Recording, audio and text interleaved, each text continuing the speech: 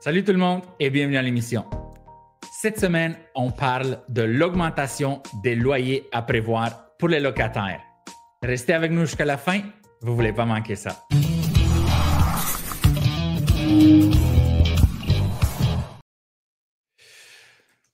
David, une augmentation significative des loyers est prévue pour les locataires québécois en 2025. Selon les informations disponibles, le tribunal administratif du logement, le TAL, a établi un taux d'augmentation de 5,9 % pour les logements non chauffés, ce qui représente une hausse de 59 $ par mois pour un loyer de 1 000 $. Ma première question, c'est est-ce que tu crois que c'est exagéré, cette augmentation? Ben, je pense que oui, par rapport aux autres années avant. Depuis 3 ans, c'est tout le temps des augmentations, vraiment des grosses augmentations. Donc, je te dirais que oui, je pense. Oui, exactement. C'est un bon point parce que j'ai sorti un des articles que je veux te montrer. Donc, à quoi s'attendre pour le locataire du Québec en 2025?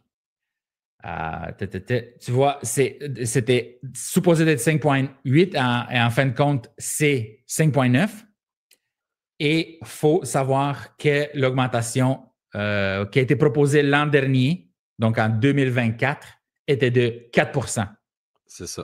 Donc, comme tu as dit, c'est plus que l'année passée et de beaucoup. Ça n'a pas de bon sens, là, tu sais. Déjà que les loyers sont tellement chers. Exactement. Donc, on a fait le calcul. Ça donnait à peu près en moyenne 100 $ par mois. Tu sais, les gens ont des loyers de 1600 en moyenne, là, mais tu sais, 1650. Sur là, les 2 années, mettons. Ou tu parles non, juste de 2025? Juste de 2025. Ça, Donc, si on parle 5,9 %, 6 %, ouais. de 1600, ça donne à peu près 100 $ par mois. C'est énorme, 100 $ par mois. Beaucoup trop. Avec toutes les autres augmentations aussi dans la vie de tous les jours. Mais c'est sûr que c'est à l'avantage des propriétaires parce que si tu checkes l'augmentation dans 2 ans, c'est quasiment 10 %. Exact. Au final, je pense que même si les frais et les taxes municipales ont beaucoup monté, je pense que ça va beaucoup plus s'enrichir. Les propriétaires vont beaucoup s'enrichir au détriment des locataires. Fait que je trouve pas que c'est un juste milieu qui est correct pour les locataires, là, sincèrement. Mais tu crois-tu qu'ils vont s'enrichir ou vont juste tirer leur épingle du jeu avec toute l'augmentation des taux d'intérêt, des assurances, des matériaux d'entretien? Les propriétaires ont beaucoup de dépenses eux aussi, là. 100 %, mais tu sais, exemple, tu comprends au commercial, il y a toute une partie, souvent au commercial, tu as une partie tu vas avoir un loyer de base et un loyer additionnel. Mais le loyer additionnel, c'est une partie du loyer que lui, il n'y a pas de limite d'augmentation souvent. Mais ça devrait être comme ça aussi un peu au résidentiel. Mais ça ne devrait pas être tout le loyer au complet qui monte Fait que moi, je pense que même malgré toute l'augmentation de tout, je pense que c'est exagéré. Fait qu'au commercial, tu vas augmenter, mettons, un tiers du loyer de 5 %, puis l'autre loyer, tu t'entends sur 2 %, mettons. Fait que moi, je pense que ça devrait être plus de même au résidentiel. Fait que je pense pas que ça devrait être le loyer au complet qui augmente de 10 % mais peut-être une partie, ça serait 10, l'autre partie, ça serait 2. Fait que moi, je pense sur un loyer total, je pense que c'est à l'avantage des propriétaires, mais je n'ai pas de calcul. Je te dis ça de même selon mon avis. Là. OK. C'est très bien expliqué par rapport au commercial. Mais c'est ça, c'est pour ça que je trouve que c'est exagéré. Il applique un 6 %, 5 % sur tout le loyer au complet, c'est quand même beaucoup. Là. Yeah. Bon, donc, finir avec les chiffres exacts. Donc, c'est logement non chauffé 5,9 %, logement chauffé à l'électricité 5,5 %. OK. Et si on y ajoute des dépenses pour des travaux majeurs en plus des taxes municipales, on parle de 8,5 et 8,1 respectivement. Mais tu vois, minimum. C'est ça, ceux qui font des gros travaux, il y a aussi un pourcentage pour voilà. Mais celui qui c'est 6 % qui n'a rien fait depuis 3 ans, c'est quand même 6 %. C'est pour ça que. Exactement. C'est peut-être exagéré. Exactement. Donc, votre propriétaire peut-il augmenter le loyer comme bon lui semble? Donc, ça, on va faire un podcast sur toutes les règles et qui fait quoi, qui fait quoi. Mais on va juste y aller rapidement.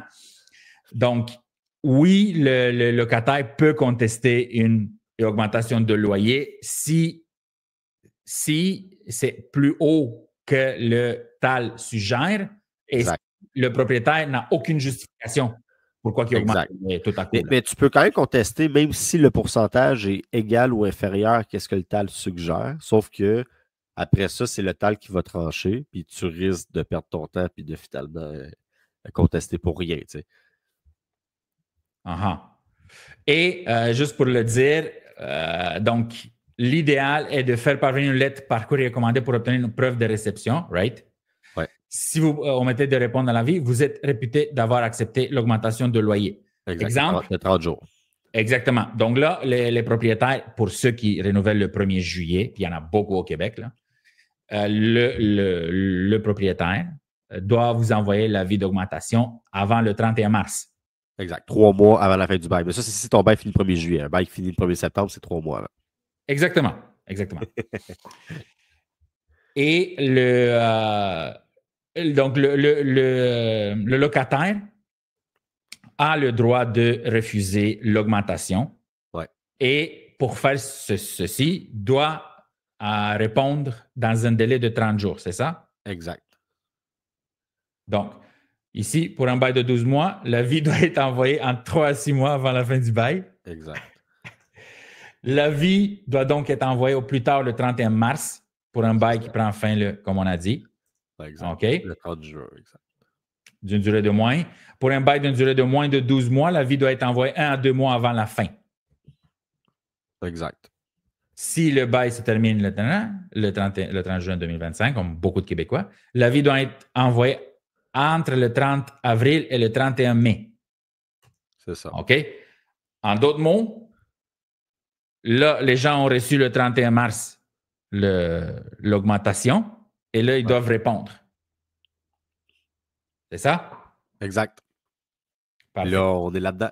Mais moi, j'ai un de mes amis, il est locataire. Il a contesté son augmentation de 2024, donc l'année passée.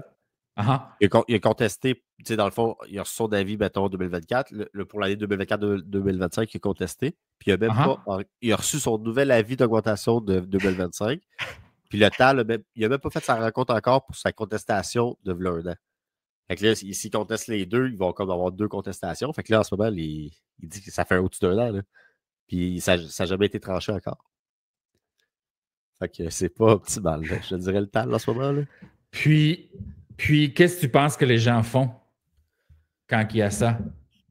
Quand ils contestent ou par rapport à quoi? Ben, quand il y a une situation comme ça. Tu veux dire est-ce que tu penses est-ce qu'ils payent, ils font juste payer le loyer? Ils disent, c'est ça le système. Faut que tu payes. Ça, c'est sûr et certain. Si tu contestes, il faut que tu payes. Si tu ne payes pas, il faut que tu respectes ton bail. Si tu veux pas avoir de trouble avec le TAL. Là. Fait que tu contestes, tu payes. Tu continues à payer, puis éventuellement, le TAL va trancher. Mais c'est jamais une bonne stratégie d'arrêter de payer. Là, tu peux être dans le trouble. Tu es mieux de payer, faire si tu as des recours quelconques avec le TAL que tu veux faire, ben, tu les fais, mais tu continues à payer, puis éventuellement, le TAL il va trancher. Puis, moi, je pense, là, parce que si tu ne payes pas, c'est là que ça peut être plus problématique. Là. Même si tu as des problèmes dans ton logement ou pour X raisons. Là. Oui, moi aussi, je crois ça. Ouais. Moi aussi, je crois ça. Bon. Donc, voici tout ce que vous devez savoir avant de refuser une hausse de loyer. Donc, ce qu'on dit maintenant, là, on a déjà parlé de le pourcentage d'augmentation. Donc, juste avant d'aller plus loin, rappelons que les taux suggérés par le TAL ne représentent pas un seuil maximum ou minimum qu'un propriétaire doit respecter pour fixer les augmentations de loyer. Un locataire peut refiler la hausse qu'il veut à ce locataire. C'est ça. OK? Donc, ça, c'est un point qu'on a parlé un peu tantôt, mais je veux que les gens soient clairs. Là. Le 5,9, c'est pas OK, c'est ça qu'il faut, puis that's it. Exact. Le propriétaire peut faire 6 peut faire 5 peut faire, tu sais. Oui. C'est sûr que s'il va à 10, 12, comme on a dit, il doit justifier. Là. Pourquoi qu'il va le 10? Mais même s'il justifie, tu risques d'avoir des recours possibles. Tu sais. Exact, bien sûr. Donc, quels coûts sont inclus pour justifier une hausse de loyer? Donc, le terme que j'aime beaucoup ici, là, que je voulais monter dans sont justes et raisonnables. Ouais. Donc, le TAL met à la disposition des propriétaires un outil de calcul permettant d'établir un loyer juste et raisonnable. On va monter tantôt l'outil. Et pour savoir quoi faire pour refuser une hausse de loyer. Donc, lorsqu'il reçoit l'avis de renouvellement de bail, le locataire est en droit de refuser la hausse de loyer proposée par le propriétaire s'il la juge inappropriée. Le locataire dispose d'un mois après l'envoi de l'avis de renouvellement pour faire parvenir son refus, sans quoi les conditions du bail modifié sont réputées comme acceptées. OK? Donc, c'est très important de faire ça dans les délais. Et ça aussi, on va faire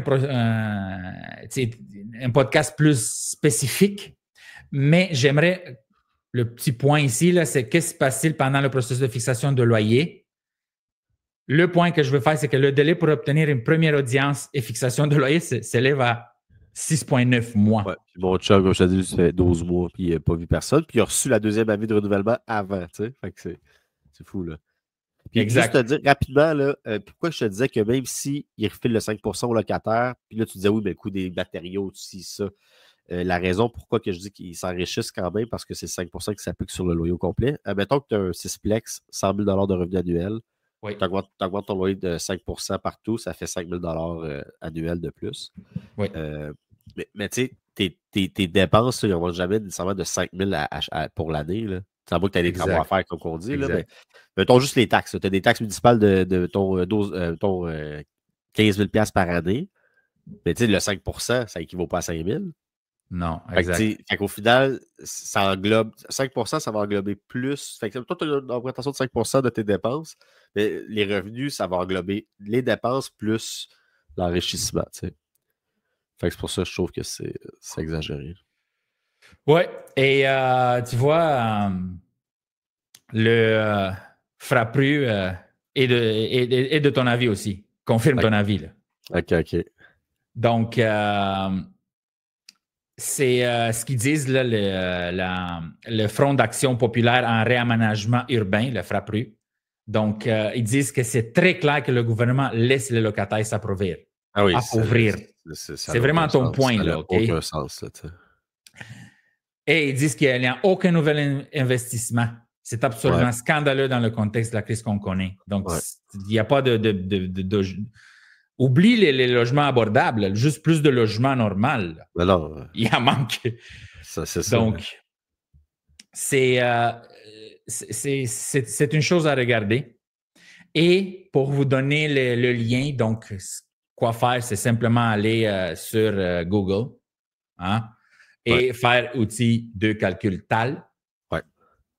Ensuite, c'est le premier lien, obviously. Exact. Donc, on clique dessus et on fait accéder à l'outil. Donc là, cet outil-là, ça va vous aider à calculer votre augmentation. OK? Que vous devriez avoir. OK? C'est parfait, c'est super. Exactement. Fait que donc, c'est quand même très, très bien fait, là. Oui, tu rentres tes chiffres, puis tu cliques sur calculer. Exactement. That's it. C'est tout. C'est pas compliqué. Donc, ça, je dirais aux gens, s'ils veulent avoir une idée claire et précise de quel genre d'augmentation ils devraient avoir, ben, ils commencent par l'adresse du logement concerné et ils suivent les points. Est-ce que tu as des petits points à rajouter par rapport à ça? Écoute, moi, je pense qu'il ne faut pas nécessairement hésiter à refuser une augmentation, mais si cette augmentation-là est égale ou inférieure à ce que le TAL suggère, malheureusement, le TAL n'est pas nécessairement pour les locataires, on dirait, cette année, là, puis depuis 3-4 ans. Là. Mais en même temps, ça bouge quoi augmenter, on est d'accord. Mais là, cette année, en plus, on est comme plus d'un marché normal d'augmentation. Puis on regardait l'inflation qui était fixée à 2%, je pense, cette année, à peu près, la moyenne. Mais ça devrait être autour de l'inflation normale, moi, je pense. Là, les loyers, l'augmentation que le TAL suggère. Fait que, n'hésitez pas nécessairement à appeler le TAL pour avoir des informations, savoir vos recours. Mais en tant que propriétaire aussi, là, le TAL, ils vont vous aider. Puis si ça a l'air abusif, il faut contester, puis le TAL, il va trancher. Mais c'est sûr que c'est beaucoup de temps, de stress. Puis souvent, les gens ne veulent pas le faire parce que là, s'ils contestent, ils ne veulent pas que le locataire soit contre eux autres. Il y a aussi cette pression-là que tu ne veux pas que le propriétaire ne fasse plus les travaux parce qu'il y aurait de rancune envers le locataire. Exact. Mais je pense, le best, c'est d'essayer de s'entendre à l'amiable, je pense, avec le propriétaire. Puis si c'est abusif ou quoi que ce soit, puis qu'il n'y a aucune entente possible, ben là, c'est de se référer au TAL. Puis suite à ça, qu'est-ce que le TAL va suggérer au locataire? Ben, peut-être d'avoir des recours contre le propriétaire. T'sais. C'est vraiment bien expliqué, man. C'est très bien expliqué. C'est ça que je fais. Ouais, c'est ça. C'est très simple. C'est pour ça qu'on fait ces podcasts. Et de l'information droite au but est très simple. Donc, pour finir avec ça, on a parlé de l'outil de calcul. Les facteurs influençant l'augmentation, c'est bien sûr les hausses de taxes municipales, les travaux majeurs, les dépenses spécifiques de chaque immeuble. On a parlé de ça aussi, là, c'est pour ça que les gens augmentent, mais tu as donné un très bon exemple que ça pourrait être fait différemment. Prendre l'exemple du commercial. Et on a montré aux locataires comment utiliser l'outil pour l'augmentation du loyer. Maintenant, on va finir avec un sujet chaud. Et je crois qu'il va toujours être chaud. C'est exactement, c'est Donald Trump et la guerre commerciale. Donc, hier, il y a eu le jour de la libération qui fait en sorte que les États-Unis vont imposer des tarifs d'importation pour qu'ils puissent donc développer les revenus nécessaires au gouvernement pour qu'ils puissent arrêter de taxer les gens. C'est ça, une promesse faite envers les électeurs, mais aussi c'est d'obliger et de forcer, tordre un bras là, aux compagnies de bâtir leur usine aux États-Unis. Exact. Okay, on est d'accord, c'est les deux choses importantes pour Trump. Il veut être plus autosuffisant, mais là, son but, c'est sur le taxage, c'est de remettre ça à son peuple, c'est ça, aux Américains. Oui. Son but, c'est qu'il fasse la braquette de 150 000 $ US et moins à 0% d'impôt. Fédéral. Il y en a comme. J'ai hâte de voir ça. La Floride n'a pas de taxe provinciale comme taxe d'État. Là. Fait que s'il enlève le provincial, tu habites en Floride, ben, tu payes 0 taxe là, jusqu'à 150 000 $. Là. Ça serait fou, là. OK. Donc, c'est ça son but. Donc, avec ces tarifs-là. Mais que ça marche, au final. Ça marchait avant. Avant 1913. Ouais. Je n'irai pas dans les détails, OK? Non, mais là, on peut le faire. Mais on parle, on n'est pas de podcast. Là. Avant 1913, c'est la façon qui faisait leurs taxes, les États-Unis, avec des tarifs des autres pays. Vous voulez faire affaire avec nous autres? Payer des taxes. Mais dans ce temps-là, les pays n'étaient pas surendettés. Ça a quand même changé beaucoup. Là, Ça a quand même changé. Oui. Mais ça a déjà été comme ça. Puis en 1913, il y a eu un amendement à la Constitution. Je ne me souviens plus si c'est l'amendement 16 ou 17 ou quelque chose comme ça. Là. OK? À la Constitution pour que l'État américain puisse taxer ses citoyens. OK. Donc, ça fait juste 110 ans qu'il y a des taxes personnelles. Avant, c'était pas comme ça. Là. Oh, ouais. Mais c'était un système moins capitaliste. Maintenant, c'est basé là-dessus, nos systèmes économiques. Oui. Mais c'est pour ça que. Il y a aussi le fait que les gens étaient plus libres dans ce temps-là. C'est une chose qu'on rentre dans un autre. Les banques nous tiennent par les. Voilà. OK. Donc, tu comprends. C'est ça. Oui. on fera un podcast plus précis là-dessus. Jusqu'à une certaine limite. Exactement ça. Si tu as 1 million dans ton compte de banque, t'es libre. Si tu as 0, t'es moins libre. C'est bon. Donc, je vais te montrer, David, comment ils sont calculés les tarifs, pour les gens qui sont curieux. Puis, je le sais que c'est pas facile, là. Mais donc, on a déjà fait un podcast avec les pourcentages, OK? Ce qui ont 10% sur l'énergie, 25% sur l'aluminium et tout ça. Mais là, le jour de la libération, il a mis des tarifs réciproques pour tous les pays. Il n'a pas mentionné le Canada parce que le Canada, on en a déjà parlé. C'est ça qui va être fait au Canada. Là. Exact. Et on va voir tantôt qu'est-ce qui reste au Canada. Mais juste pour prendre un exemple ailleurs qu'au Canada, donc, ce qu'ils ont fait, c'est qu'ils appellent ça des tarifs réciproques. Okay. Donc, il y a un calcul qui est fait et qui est fait par rapport à leur déficit avec le pays en question. Ouais. Et ensuite, ils coupent ce déficit-là en deux. OK? Donc, je vais vous donner un exemple.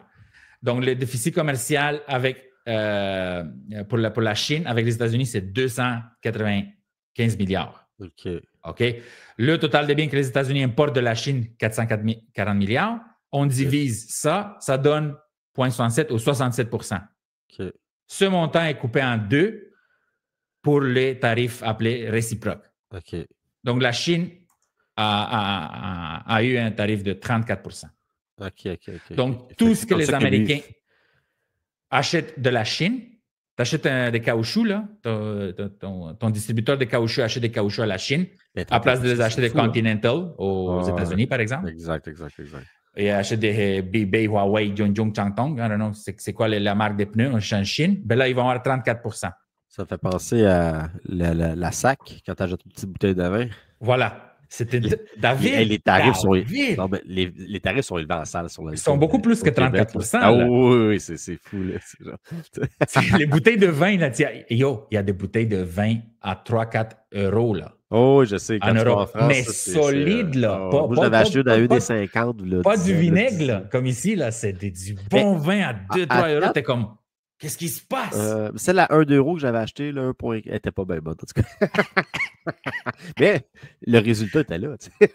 À 20 ans, tu as envie d'être chaud un peu. Là. Et était moins cher que de l'alcool à friction. Ah ouais, c'est sûr. Tu n'es pas aveugle, tu sais, à la fin de ta soirée.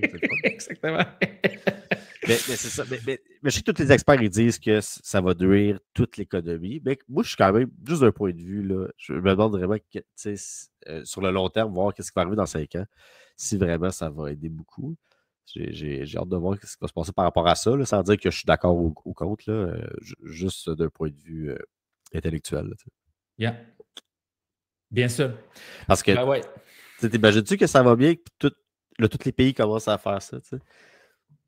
Ils vont commencer à faire ça, j'espère. Ouais. J'espère parce que ça va enlever les taxes. Mais entre... Oh, excuse-moi, attends, je pense que je voulais dire un petit peu. Oui. C'est juste... Qu'est-ce que je trouve plate, c'est que on devrait être... Canada et États-Unis, on devrait être plus partenaires que ça. Oui. Et Mexique aussi.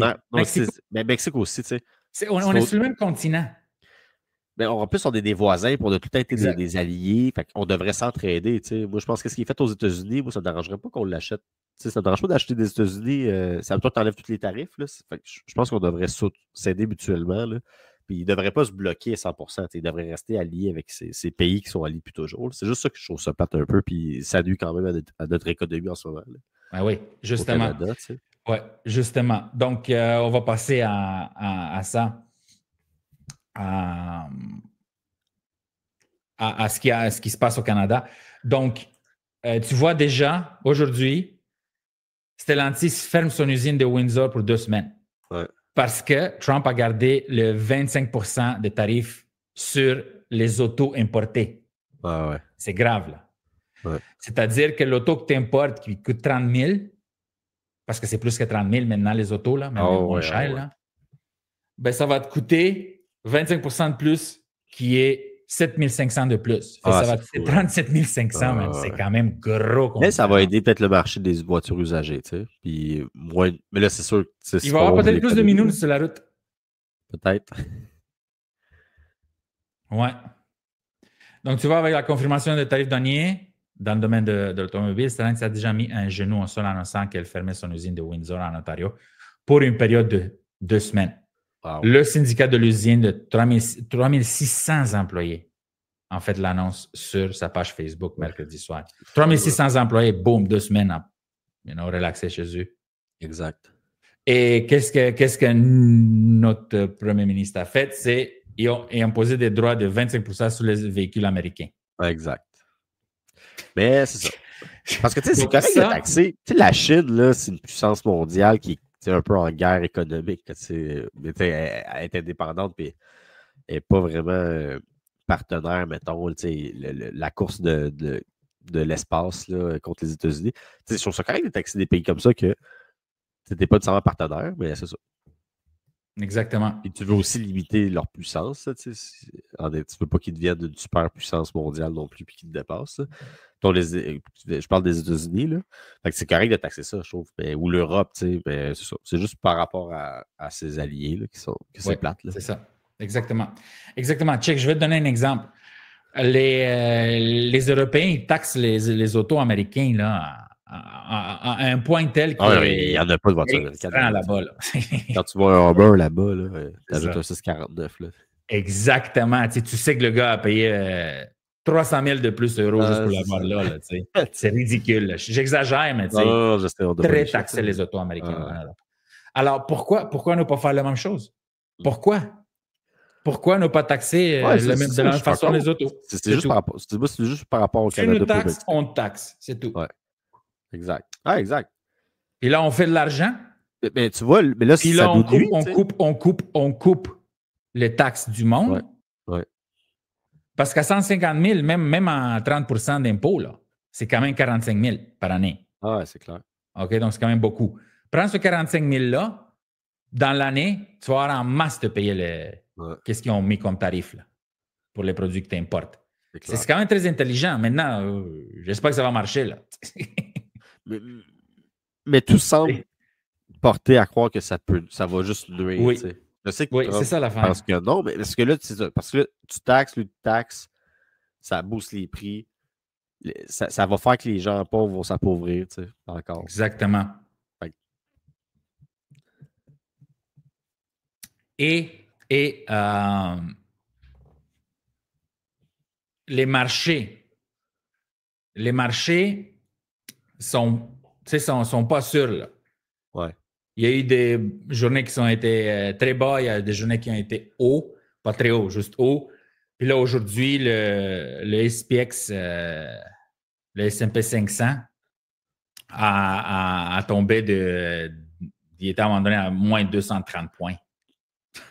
C'est énorme. Quand ça, c'est arrivé, ça? Aujourd'hui.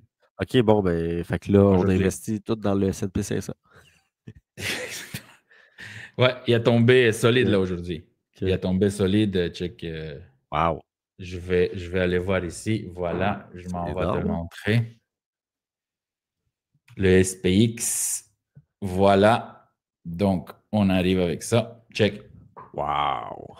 Donc, le previous close, 5670. Puis aujourd'hui, check où ce qu'il y a. Boum! Ouais. OK, c'est 230 points, là. Wow. Ben là, ça va, tu sais, qu'est-ce qui va arriver les prochains 2 ans, tu sais? 5441 divisé par 227. OK, puis là, on fait... Voilà. Je vais te donner le... Boum. 4%. Ouais, c'est ça, exact. Tu sais quoi ça? Si le S&P bouge de 1%, t'es comme, ça a été volatile aujourd'hui. Ah ouais. T'es content, là, tu sais, parce que tu peux faire du cash quand il bouge de 1,5. C'est énorme, aujourd'hui, 1%. Énorme. C'est sûr que c'est énorme, là, 1%. Mais là, en ce moment, mais là, je pense 4%, que c'est comme, j'ai jamais vu ça. Ben, ça fait juste 4 ans là, que je fais ça, mais quand même, jamais vu. Le plus haut, ça a été quand que Trump a été élu président. Ouais. Le lendemain, il y a eu comme 160, 180 points, bouf, en haut. Ah ouais. Mais à part de ça, j'ai jamais vu une 228 points, là. OK. À la fin de la journée. Jamais. Pas parler de peur de 100. Ah, ben, check, on le voit, man, le 4.03. On n'avait pas besoin de calculer, tu sais. OK, tu le calculais, oui, de tantôt, je le voyais. Oui, tu calculais ça. Là, tu es arrivé 4%. Ben, on le voit à l'écran. Je comprenais pas. Ah non, c'est grave, hein, 4%. 2, c'est comme tu fais des podcasts là-dessus, ce qui s'est passé. À 4, il faut que tu en parles un couple de jours. Là. Mais là, Crib, si vous avez votre argent là-dedans, laissez-la là, je pense. Oh oui, non, c'est sûr. Peur, ça va revenir. Puis, ça va revenir parce que c'est la façon que ça fonctionne. C'est la vie. Ça crash parce que le capitalisme ne marche plus. Non, c'est ça, exact. C'est, Non, mais mettons, si ça crash à 0, c'est parce que le système capitaliste tel qu'on le connaît est mort. ouais. Si ça crache à 0, là. Non, mais le monde, il crash, là. Exactement. Là, faut se faire des tribus. Ouais, exact. Vivre dans les forêts, On avoir une équipe de sécurité, puis tu ne parles pas du monde que tu ne connais canadien. pas, puis tu fais ta propre bouffe, puis parce que le monde est fini, là. Si les marchés tombent, là, c'est très dangereux. Pour nous, ici au Canada, c'est moins dangereux parce qu'on a quand même du territoire. Si ça crash à 0, c'est comme en 1929. C'est la fin du monde. En 1929, ça a été vraiment horrible, là, ce qui est arrivé. Exact.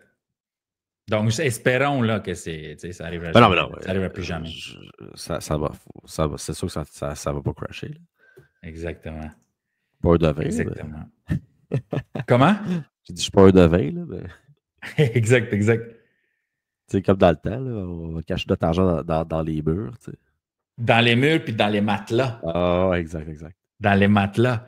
J'ai déjà découvert de la vieille argent roumaine. Ah ouais? À mes arrière-grands-parents, oui. Ah ouais? Oui, dans un matelas. Ben voyons donc. Oui. Ouais, c'est ça qu'ils faisaient. Non, c'était pas énorme. Là, non, je te dis. Surtout à ce temps-là, tu sais. C'est ça, exact. Tes grands-parents sont bon, là. Ouais. C'était quand même bon. Ouais. Fait que c'était pas mal ça, David. Il y avait... c'est pas mal ça. On va voir ce qui se passe par rapport à ce sujet. On va voir ce qui se passe. C'est tout. Est-ce qu'il y a d'autres choses que toi, tu veux dire? Écoute, j'ai rien d'autre à ajouter. Si les gens ont des questions, vous écrivez à Alerte Immobilière. Sinon, appelez-moi. Exactement. Exactement. davidchaussé.com. Et c'est ceci. Alors, on vous remercie pour votre écoute et votre soutien. Et on se revoit la semaine prochaine. Salut tout le monde. Merci tout le monde. Ciao.